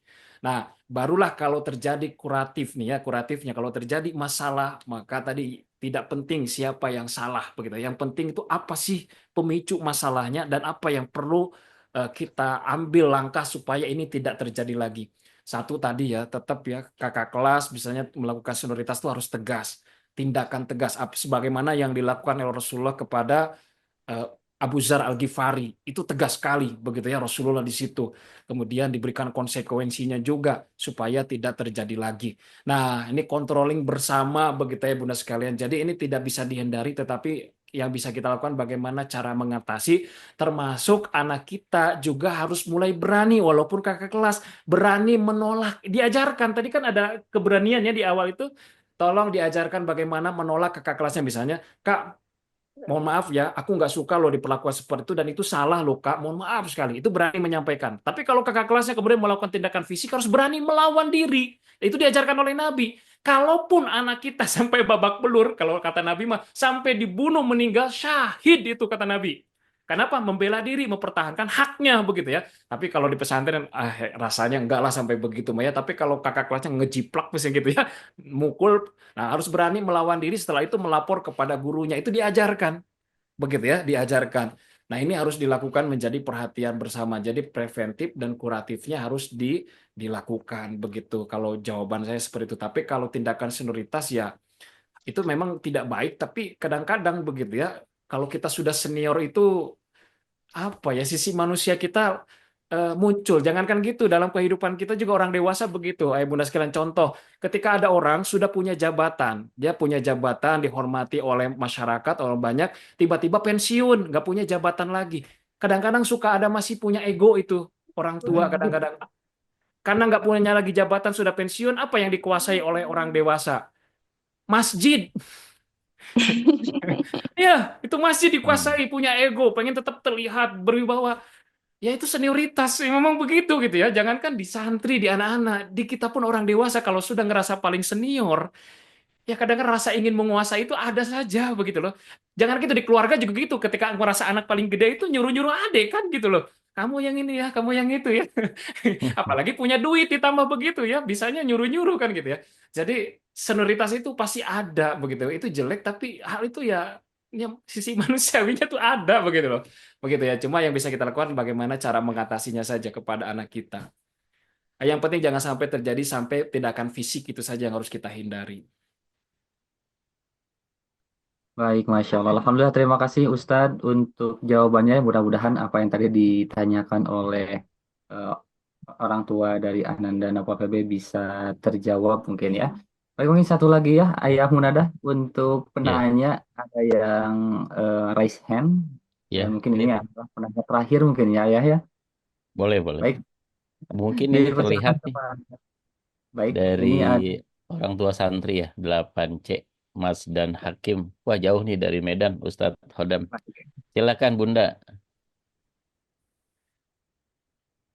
Bunda belum. Masih di mute Bunda. Ya, Ya, iya, ya. Ustaz. Assalamualaikum warahmatullahi wabarakatuh, Ustaz. Waalaikumsalam Eh, warahmatullahi wabarakatuh. Ustaz, tadi Ustaz Rodam ada sedikit membuka tentang beda karakter antara anak yang harus dipahamkan, misalnya dari asal daerah, itu ya Ustaz tadi. Ya, betul. Dan itu terjadi pada anak saya, gitu. Jadi waktu kelas 7, kebetulan Mas Dan dari Sumatera, ya Ustaz. Jadi mungkin bercanda itu agak sedikit ngegas, gitu ya. Dibandingkan teman-teman yang mungkin dari Pulau Jawa, dari Jawa Barat. Dan itu kemarin sempat ada perselisihan antar teman gitu. Kebetulan Mas Dan itu tipikal orang yang kalau dia marah dia pendam gitu, Ustaz. Tapi jadi reaksinya itu dia seperti demon. Jadi dia nggak mau halakoh gitu, nggak mau sempat demon nggak ke masjid, nggak makan gitu, Ustaz. Kalau via telepon itu dia agak minim bicara gitu kan Ustadz. Jadi ketika saya tanya ketika libur, itu kemarin kenapa gitu. Ternyata dia bilang, kan kemarin saya tanya musyrifnya bilang, bercanda itu tadi Ustadz. Bercanda, jadi Mas Dan yang suka disuruh istighfar gitu Ustadz ya. Disuruh istighfar. Jadi saya tanya kenapa itu gimana kemarin ada apa gitu. Ternyata gitu bercanda, beda kultur, beda dialek logat gitu ya Ustaz ya. Jadi kita yang dari Medan ini agak sedikit ngegas. Jadi si teman mau ngejek, tapi diejek balik nggak terima gitu. Jadi ketika diejek balik, saya sambil bercanda gitu ya Ustaz. Tapi kesannya karena dari Sumatera itu ejekannya agak gimana gitu. Jadi teman dengan pukulan gitu Ustaz. Dan dia tidak terima dipukul. Jadi demonnya itu Ustaz. Jadi ketika itu saya juga bingung ya Ustaz, karena kan beda kultur. Jadi saya paham, oh ini mungkin bedanya di kultur. Jadi saya bilang teman-temannya itu kan lembut. Di sana memang cara bicaranya lembut. Mungkin beda di kamu, saya bilang gitu. Apakah saya benar Ustaz waktu itu karena dia masih mendam amarah, saya bilang ya udah dijauhin aja. Berarti temannya itu karakternya tidak bisa diajak bercanda. Saya gitu Ustaz. Saat itu menenangkan dia. Apakah itu benar cara saya menenangkannya dengan begitu? Terus yang kedua, kebetulan anak saya ini kan di DT ada 3 ya Ustadz, di SMK, SMA, Allah. sama di SMP. Jadi kejadian yang di SMA baru-baru ini itu dengan musyrif gitu ya Ustadz. Jadi kalau anak saya nomor 2 tukang bercanda Ustadz. Tapi dia orangnya fun gitu, suka juga memotivasi teman-teman yang misalnya teman itu nggak betah gitu ya Ustadz. Jadi dia suka motivasi gitu. Jadi karena suka bercanda, itu tadi juga mungkin karena karakter orang Sumatera, ini yang komplain musyrif gitu Ustadz. Jadi kesannya nih anak jahil gitu ya Ustadz. Jadi sampailah dilapor ke Binsis gitu, sampai dikonsulingkan. Ternyata setelah ke BK, guru BK juga bingung karena ditanya, kebetulan teman waktu itu kasusnya itu si Ana suka becut syalnya itu ke teman gitu kan. Jadi dianggap itu pelanggaran atau gimana saya kurang paham. Jadi dilaporlah ke BK.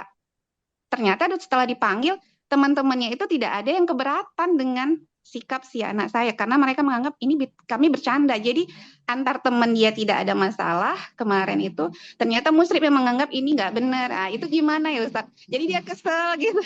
Jadi kaku banget Bunda, kan kaku kali loh Bunda, masa bercanda begitu pun dilaporin gitu.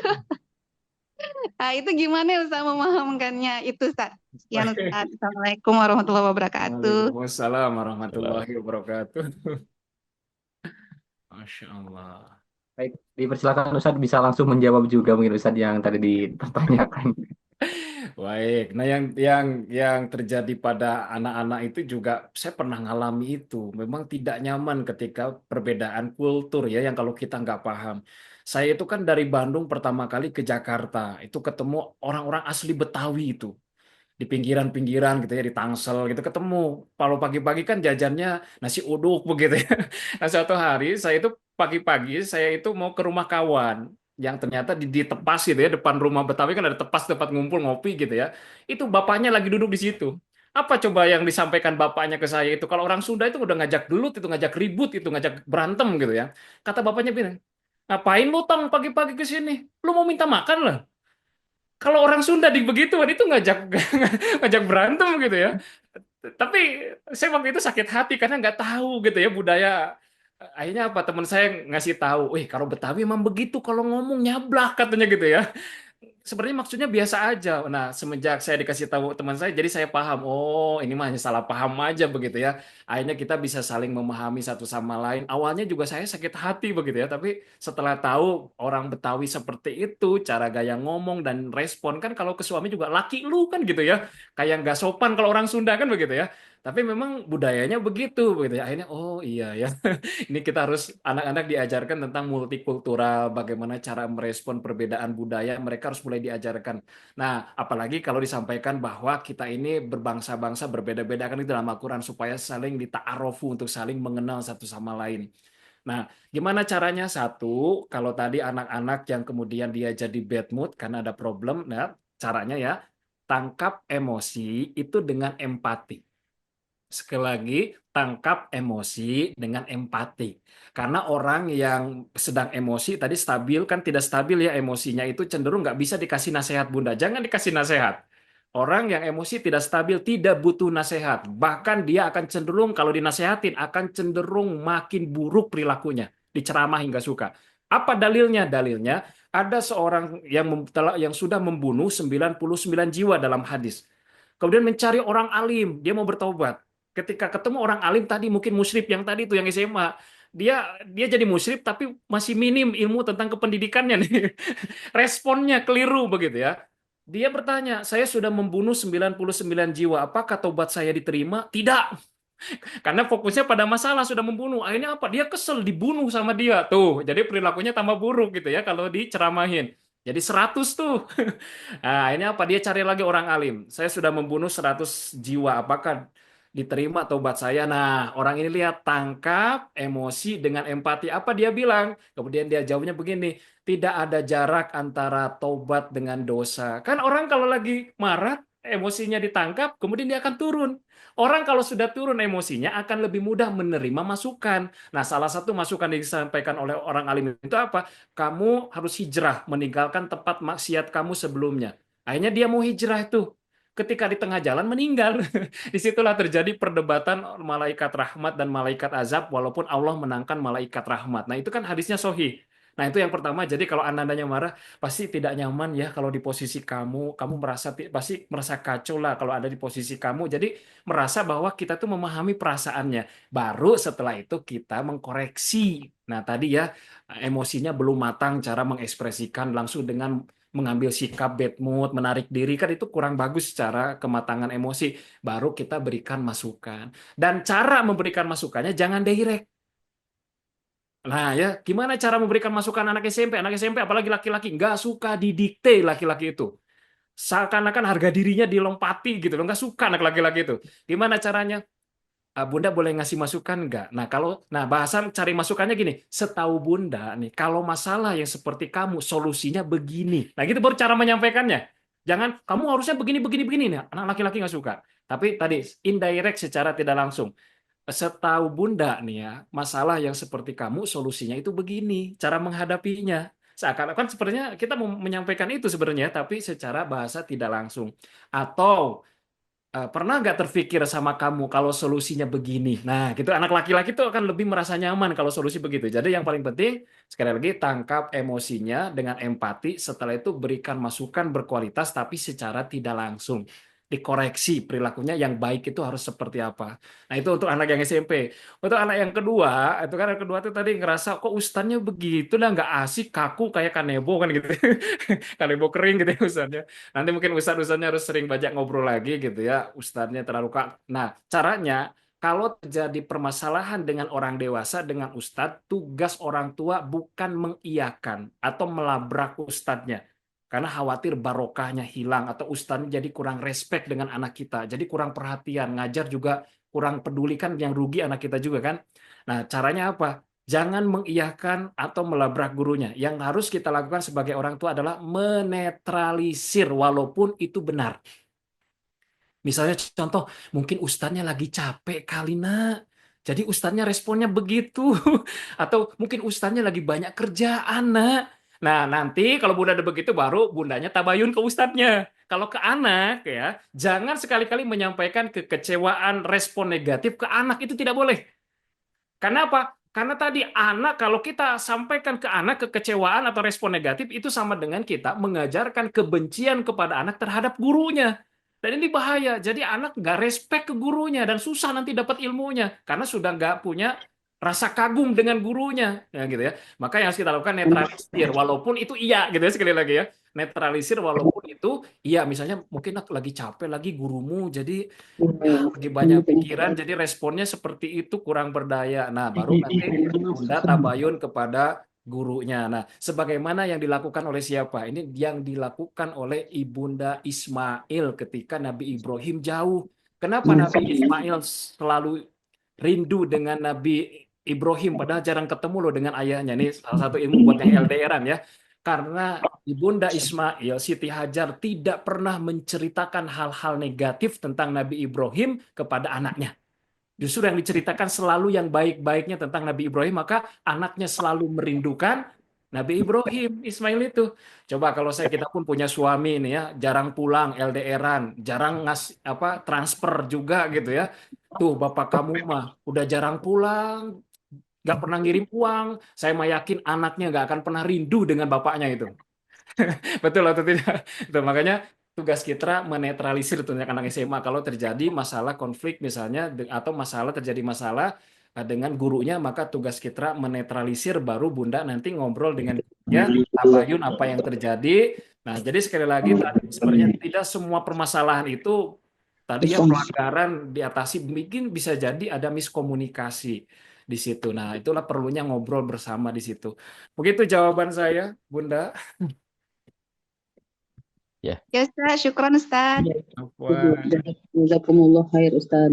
Jazakallah khair Ustaz. Ya, Masya Allah. Mudah-mudahan terjawab ya, Bunda dari Mas dan Hakim. Ini kami lihat antusiasme yang luar biasa nih dari para orang tua santri.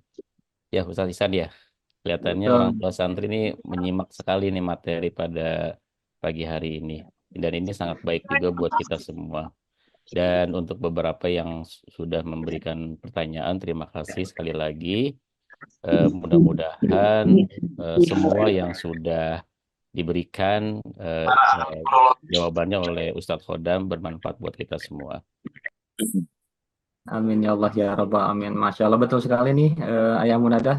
Tentunya ini sayang sekali keterbatasan waktu mungkin ya, yang masih ada pertanyaan namun belum bisa terjawab. Tentunya kami ucapkan terima kasih dan tentunya kami simpan terlebih dahulu pertanyaannya, dan tentu nanti akan kami tanyakan ke Ustadz Khodam pihak sekolah mungkinnya seperti itu Ayah ya, supaya lebih bisa terjawab juga dari apa yang disampaikan dan juga kami simpan pertanyaannya.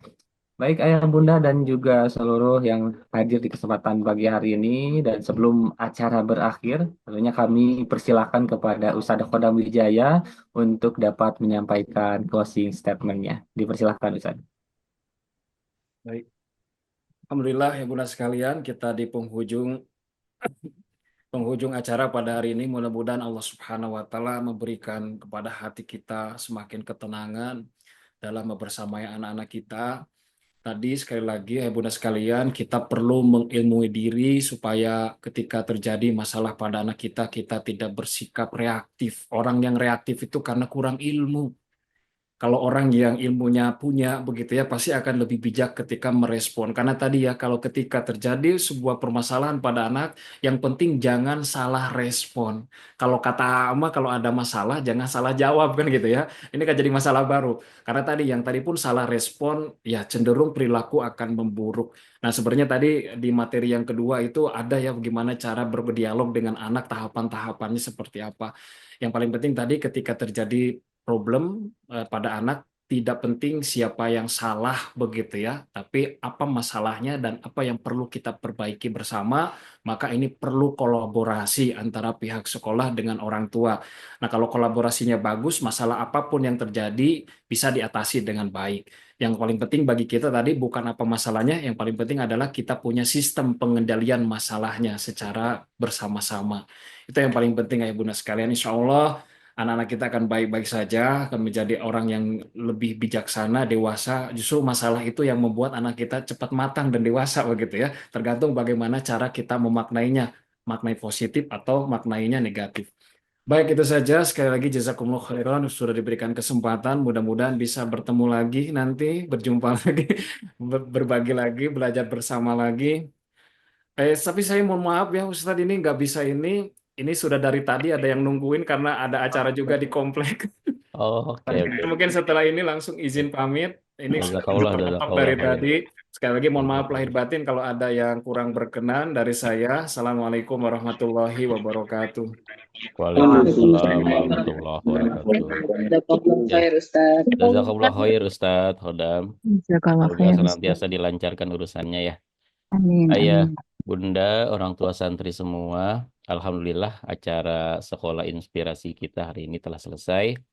Semoga segala ilmu yang kita dapatkan dapat bermanfaat buat kita semua. Dan tentunya yang paling penting nih nanti bisa kita terapkan dengan baik di keseharian kita sebagai orang tua santri. Yang kebetulan hari ini kita banyak sekali berkontribusi berperan sebagai orang tua. Betul, Masya Allah, Alhamdulillah. Tentu kami ucapkan terima kasih kepada Ustaz Khodam dan juga ayah bunda yang senantiasa stay hadir untuk menyimak sajian ilmu di kesempatan pagi menjelang siang mungkin ya ayah ya. Dan juga kami ucapkan terima kasih ayah bunda yang telah bergabung menyampaikan atensinya ataupun juga yang belum disampaikan juga melalui kolom chat. Tentunya ini kalau secara daging semuanya mungkin ya ilmunya. Ya, Ya mudah-mudahan apa yang disampaikan jadi handal kita untuk senantiasa menjadi orang tua yang lebih baik lagi. Kami akan memohon maaf atas segala kekurangan dan juga kehilapan kami. Tentunya kami berdua sungguh bangga Ya, oke. Kita tutup acara sekolah inspirasi ini dengan doa hamdalah, istighfar, dan doa akhir majelis. Alhamdulillahirabbil alamin. Astaghfirullahaladzim. Subhanakallahumma wa bihamdika. Ashadu an la ilaha illa anta. Astaghfiruka wa atubu ilaik. Wassalamualaikum warahmatullahi wabarakatuh. Waalaikumsalam warahmatullahi wabarakatuh. Terima kasih ayah bunda sekalian. Ya, terus. Jazakumullah komite dan Ustaz. Baik, terima kasih. Baik, terima kasih sama-sama.